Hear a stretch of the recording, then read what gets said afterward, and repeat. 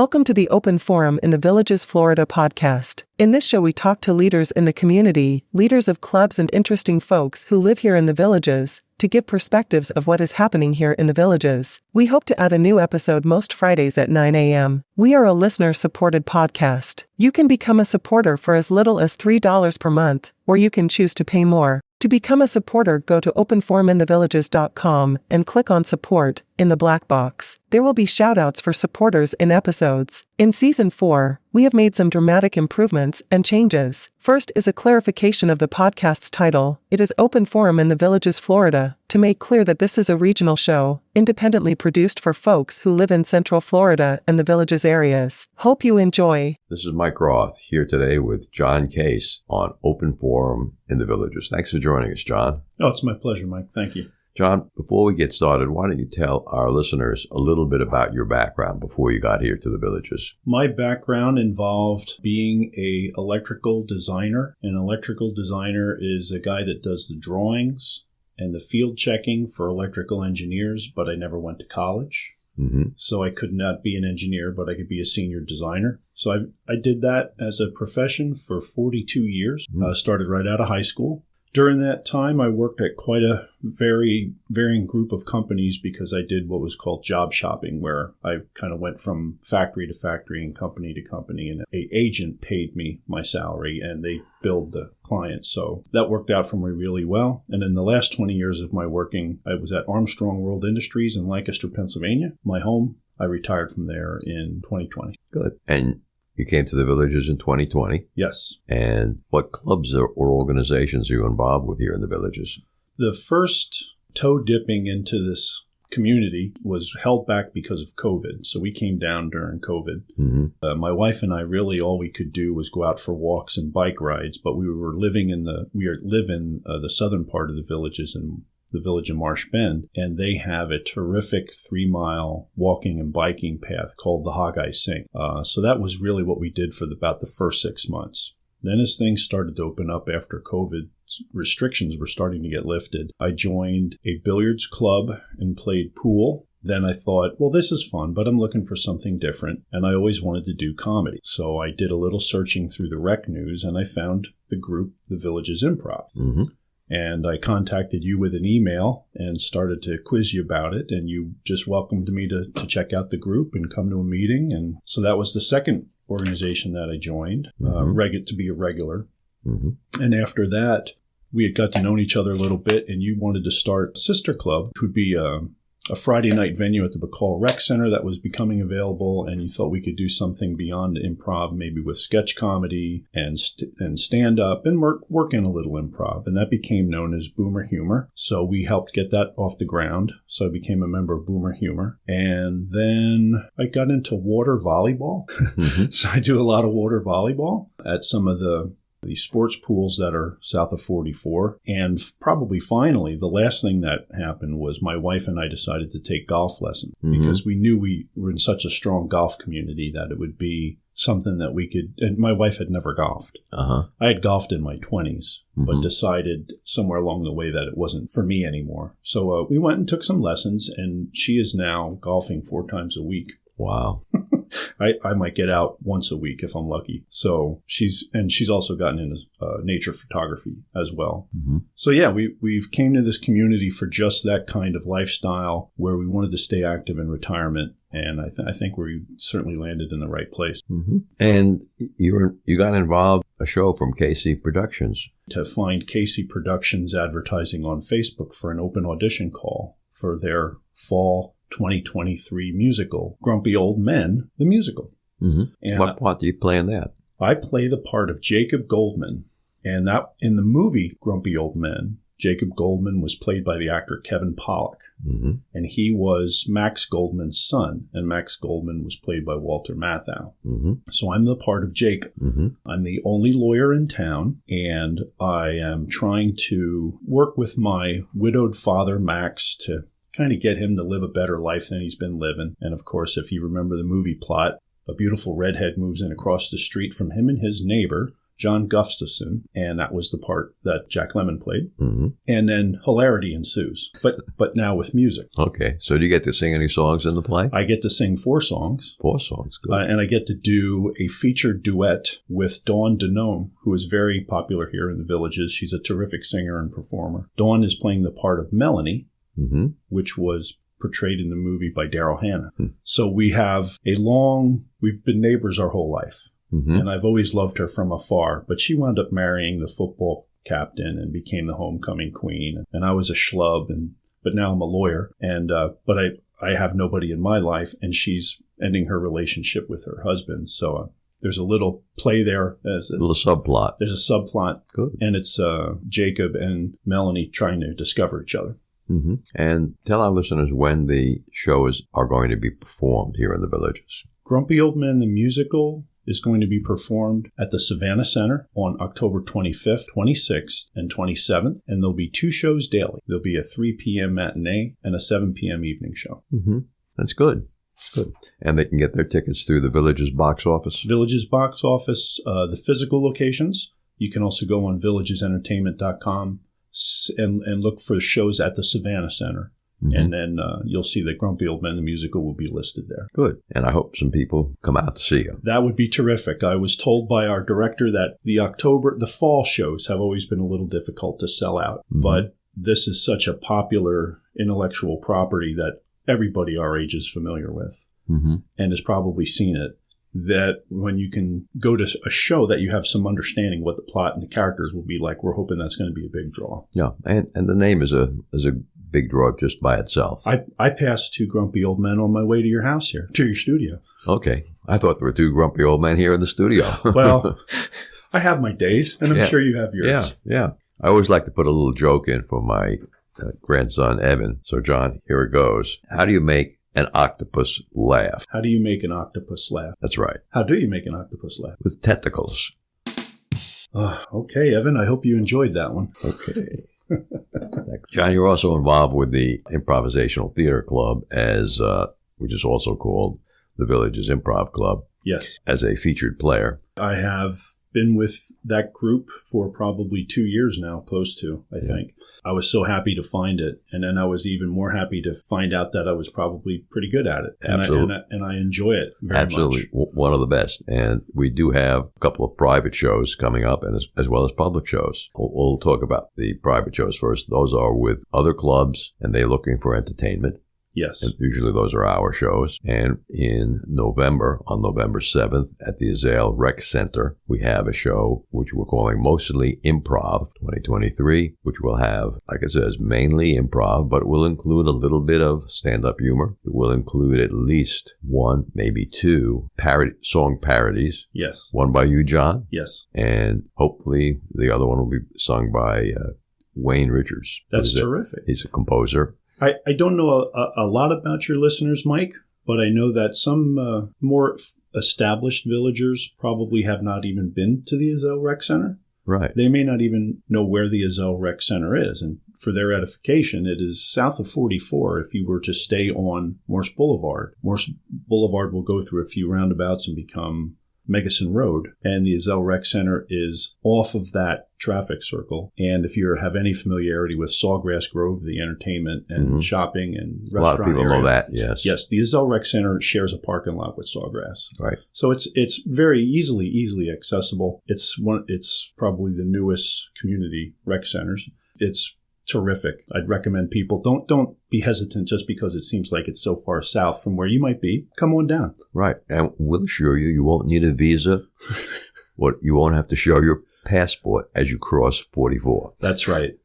Yeah, we in the South love the folks from the North because we wouldn't be here if it weren't for them. The tickets for the show at the Ezell Rec Center are available now. The easiest way for people to get them is to go to the website, thevillagesimprov.com, and on the first page, if you scroll down, you'll find a link that'll take you to the ticketing site. The Ezell Rec Center is smaller than Rohan, and therefore there will only be 224 seats in the room. That's because of the design of the emergency exits and the space required. We can't get as many tables and chairs in there. But believe me, folks, not a bad seat in the house. Right. There'll only be, I think, 6 rows of tables. So you're not going to be that far from the stage.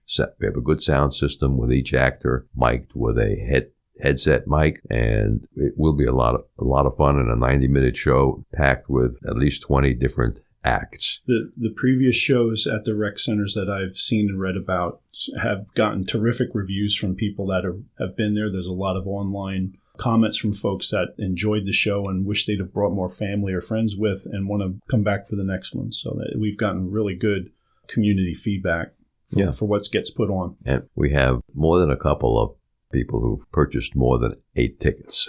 I would say so. And also, interestingly, Mike, I think that you've had people come to those shows and then wind up coming to the meetings and wanting to become part of the community of that. We've had a couple of people go to a show, see a show, and come into the club to participate. And on a going forward basis, in February, on Saturday, February 3rd, we have a large show in Lake Miona Auditorium for a private club here in the Villages. Yep. And then on the next day, Sunday, February 4th, we're going to do a show at Rohan for the general public. Yes. Tickets for that will go on sale, I'm going to say approximately November 8th. And all of the cast members in the improv group are excited for these shows because we meet 4 times a month at the Rohan Rec Center, and we find that we can work through some bugs. We can get in front of each other and try to make each other laugh and try to be accurate and sharp with what an improv actor needs to do. But being on the live stage with an audience is the payoff for that. So the more we're able to perform in front of a crowd, the happier we are as improvers.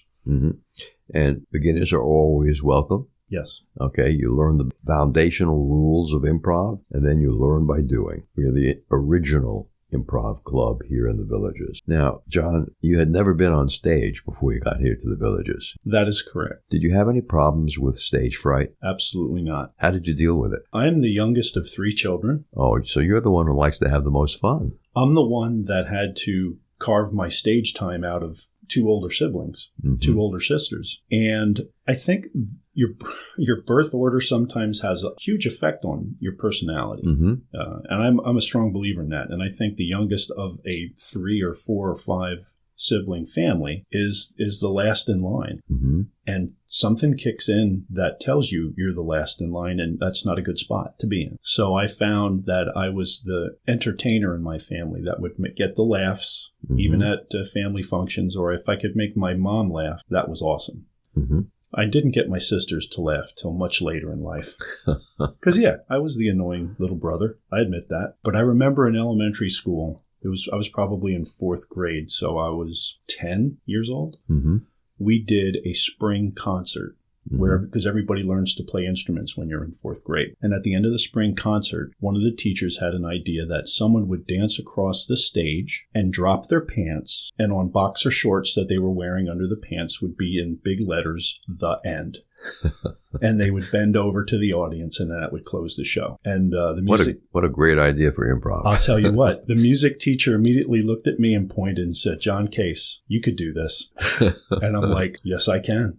And I did. And I got the biggest laugh or pop from the audience. And that stuck. That just stuck. And I think a lot of people that enjoy performing on stage have similar stories, that you get that first reaction and it's a drug. So I've never, ever had a problem with public speaking, being in front of an audience, being in front of a crowd, talking to strangers. And then I've worked in the engineering business for 42 years. So I was the exception and not the rule. And I know whether it was a job interview or a project meeting or whatever, my personality helped me advance through that career because there was such a dearth of that type of person that didn't want to speak. Right. And people enjoyed having that, whether it was if you were a team member or even if I'd go on a job interview. I would be the 2 or 3 people that were in there before me were probably dry and quiet and reserved. And I came in, I didn't set myself on fire, but I came in and, I made somebody laugh or made them smile, or I said a nice compliment that they enjoyed. And that's always kind of been my personality. So being on stage here in the Villages felt like home. It felt like this is something that I'd been looking for. Good. And John has come up with the perfect ending for the show. It's got to be somebody other than me, though. I know just the person in the cast who would love to do that. If you're thinking who I'm thinking of, yes, he would be thrilled.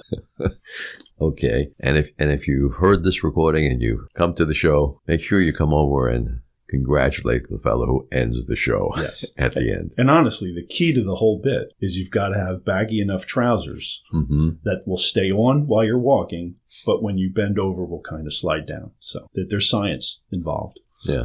This is Mike Roth with Dr. Craig Curtis for today's Alzheimer's tip. Dr. Curtis, tell us about genetics and how important it is. Thank you, Mike. So we know that approximately 60 to 70% of all cases of Alzheimer's disease do have a genetic link. And yes, Alzheimer's disease does run in families. So if you have a loved one or a family member, generally what we call a first-degree relative, that have had Alzheimer's disease, your risk is increased. And we'd like you to see your doctor and discuss the topic, discuss Alzheimer's disease, as it's always important to catch symptoms early. With over 20 years of experience studying brain health, Dr. Curtis's goal is to educate the Villages community on how to live a longer, healthier life. To learn more, visit his website, craigcurtismd.com, or call 352-500-5252 to attend a free seminar.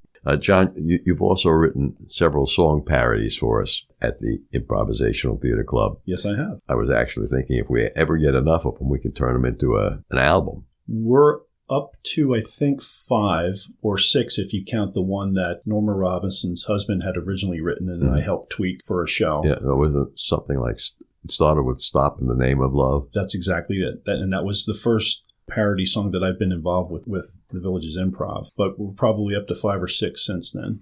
Good. And we'll have to do some new recordings of those. It's, again, Mike, it's something that I think I would trace that back to Mad Magazine and a book that was something about songs or poems where one of their writers had rewritten standard songs or pop songs from the 60s and 70s with lyrics that were parodies. It's certainly like Weird Al Yankovic. It's in that lane. Right. But nobody is as good as Weird Al, except I know he always looked up to Spike Jones, but that was before my time. However, this stuff just pours out of me. I really enjoy doing it. I enjoy finding a song that fits. You would say, okay, we're performing for the Texas Club. Can you think of a song parody to do for the Texas Club? And the first thing I thought of was the Yellow Rose of Texas. That would what they would probably stand up and put their hand over their hearts if I started singing that. But I turned it into a song about a golf cart.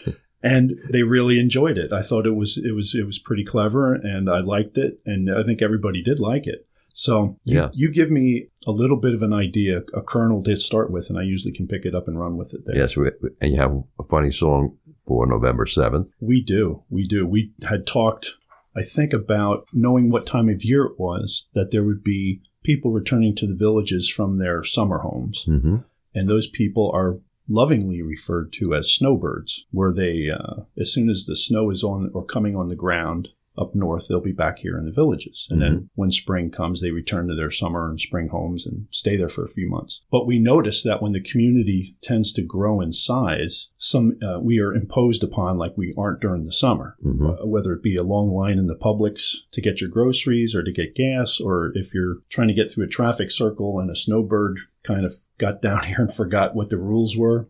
And we thought that might be a good jumping off point for a song. And then as it turns out, for folks of my age and your age, sure you remember the Anne Murray hit, Snowbird. And we thought, well, that's got to be it. It's a natural. Yeah. So I think we're going to have a lot of fun with that. Yeah. And Wayne Richards is promising us a song. In this particular show on the November 7th, this will be the first time that we have a keyboard accompanist playing along with us for the improv scenes and possibly some of the more scripted scenes. And that's terrific. I think everybody who has watched Whose Line Is It Anyway on television has seen the keyboard player Laura Hall and some other folks that have filled that role. And that really can help improv set a mood, carry a scene, and be all part of the comedy that is to get the audience involved. So that's terrific that Wayne's available to do that for us. This spring, a fellow named Bob Baker from St. Louis came into the Villages, and he had 15 years of improv experience and played the guitar. And he convinced me to let the group be led by him in some musical improvisations. Yes. And it was okay. And then later in the year, I found out about something called the Sarasota Annual Improv Festival. That was at the end of July, and Margaret, Barton, myself, and 3 or 4 other improvers from the group went down there. It was really the show. They had 4 theaters, and they did shows from 4 o'clock in the afternoon to about 11 o'clock. Yes. And on Saturday afternoon, actually all day of Saturday, they had improvisational workshops. Most of the improv they did there was long-form improv, where the show went on for roughly 60 minutes. That's pretty challenging. But the innovation that I saw there was almost all the shows had a keyboard accompanist, and the accompanist really moved the scenes along, kept the show going. And there were a lot of players who could sing, and they sung lines. So it was a festival that I'm going to go back to, and I recommend to everyone in the villages. But I'll share a little bit of a preview, because some of the villages on the north side of the villages may say, wow, going all the way down to the theater at Ezell is a long way away. Well, come down to Ezell, enjoy the show, and then we're going to have a major announcement about a new performance venue on 441 in the north side of the villages. You have my attention. I'm intrigued. Yes. We're going to announce it to our members tomorrow, but it's a brand new venue. There'll be about only 80 seats in it, and we're going to do a couple of performances, and we may even get to the point where we can do 1 performance there every 6 weeks. That sounds really exciting, and I'm glad I stopped by today, but now I got to wait a day to find out. That's a tease. The venue for the evening show, which will start about 6:30. The patrons will pay $20 for dinner and 2 drinks. They could be carbonated beverages, or they could be alcoholic beverages. All right. I see that we've caught the attention of even more listeners now. Yes. And for $25 per person, you get 3 drinks, which I would call a well-lubricated audience. And improv tends to go over better with a lubricated audience. Right. That's a great point to bring up, again, for the folks that are thinking about buying tickets for November 7th. It is BYOB. It is BYOB. Bring your own snacks. And for the shows that we do in Villages venues as a lifestyle club, these are shows that you could bring to your grandchildren to. We don't say terribly naughty words. Yes, we have the ability to read the room and make sure that our material is appropriate for our audience. Now, in this venue on 441, there will be no children, and there will be no restrictions on what we say. So it could be a heck of a lot funnier show. I know, folks, you can't hear a twinkle in my eye, but I certainly have a twinkle in my eye with this news. This is exciting. Yes, the improv is going to move to the next level. John, is there anything else you want to tell our listeners before we sign off on this show? Well, I would just appeal to the community to remember that we are here to live the next phase of our life. And if laughing is as good for longevity as we are told by even medical experts, we are generating some comedy. We're generating comedy on a bunch of different stages. Whether it's a musical comedy that I'll be involved in, again, that's October 25th, 26th, and 27th, Grumpy Old Men the Musical, and that will be at the Savannah Center. Or if it's an improv show on November 7th at the Ezell Rec Center, or if it's future shows that might become available with a new venue that we're hearing about. Or if you have a club and your club is looking for maybe some monthly entertainment, a 45-minute set of, we can bring our improv group with just a few cast members and be very comfortable in a smaller rec room. Yeah, the venue up on 441 will probably have a maximum cast of 6. Yes. Okay. And it's a small stage, so it'll be an intimate show with only 80 people in the room. Yes. But it's going to be a fun show. Sure. And just to the villagers, again, we know we are a community that loves live music, live entertainment. And what Mike is talking about and what I've talked about today is that putting an exclamation on live entertainment. You can go out and you can dance and you can sing along to the music, but you can also come out, enjoy a great live show of comedy, and that's what we want to do. Yeah, we want to make everyone's face muscles hurt because they smiled and laughed so much. Laugh till it hurts, folks. Okay. Thanks, John. It was my pleasure, Mike. Thank you for having me. Remember, our next episode will be released next Friday at 9 a.m. Should you want to become a major supporter of the show or have questions, please contact us at mike@rothvoice.com. This is a shout out for supporters. Greg Pangian, Tweet Coleman, Dan Capellan, Ed Williams, Alvin Stenzel, and major supporter Dr. Craig Curtis at K2 in the Villages. We will be hearing more from Dr. Curtis with short Alzheimer's tips each week. If you know someone who should be on the show, contact us at mike@rothvoice.com. We thank everyone for listening to the show. The content of the show is copyrighted by Roth Voice 2023, all rights reserved.